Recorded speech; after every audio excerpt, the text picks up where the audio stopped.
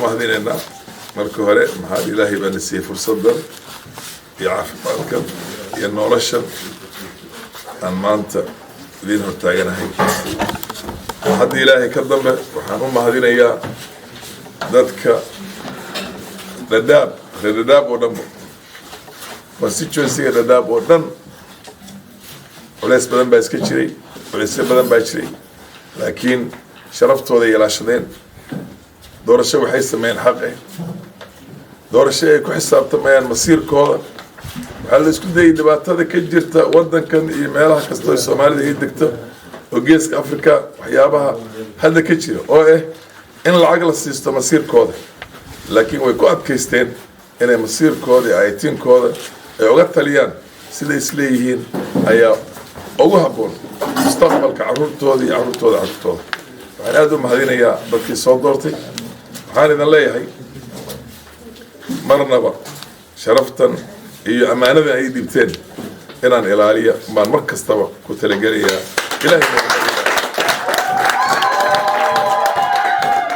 ilaahayna waan baryaa inuu xilka ii fududay. intaa waxaa weylisaa waxaan idin leeyahay wadankan weji cusub ayuu marayaa.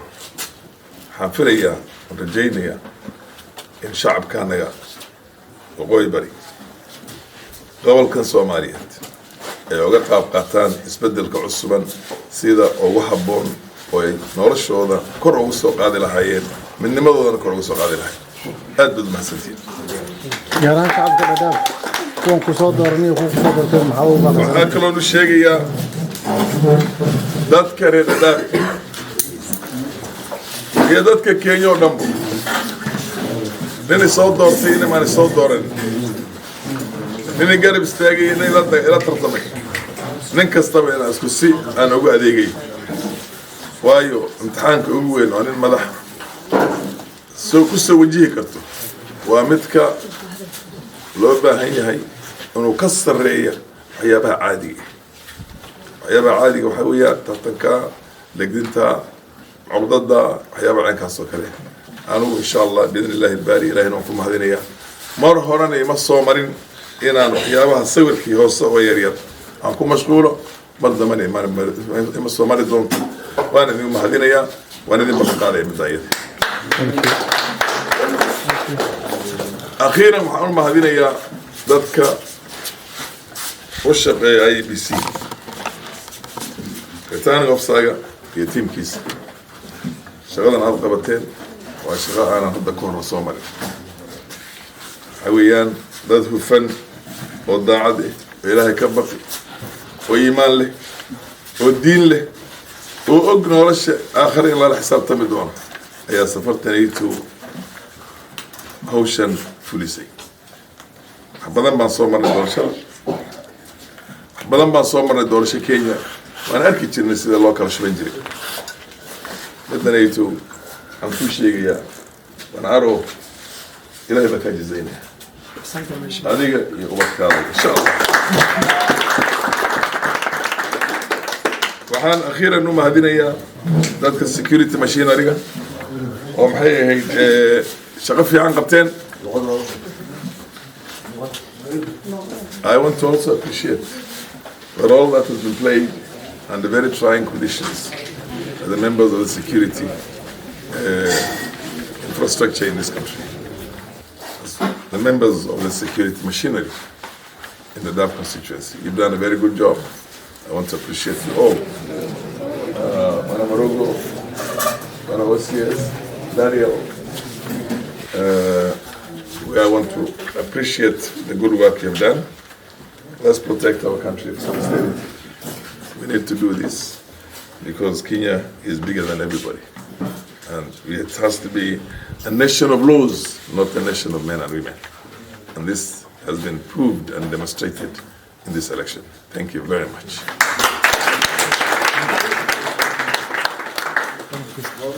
My campaign team, I don't think I would have ever done anything without you. My campaign team, composed of young men and women, have done accomplished the impossible. Thank you very much. My family, the chair lady of the campaign team, Khadija, Chairman Abdul Salam, and the rest of the team. I really appreciate it. My family members, all of them, my children, the family members, Mama Dahabu, Mama Safia, Mama Zainab, Mama Khadija, my daughters who are amazing, my sons too. I really appreciate. Brothers. Brothers.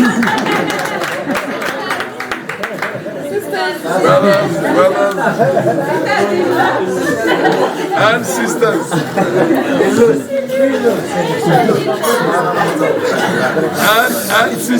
And sisters. First and foremost, my baby sister, Daktari, Dr. Firdausa. This was an amazing thing. My wife, in-laws,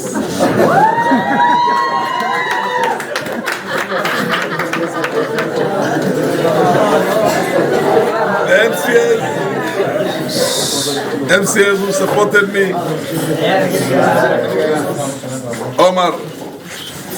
Omar Abdi Hassan, who has done such an invaluable job, who never cared about his own word, but more than anything else, who put all the strength, everything he could do to make sure and put his bets on getting me elected. And all the other MCAs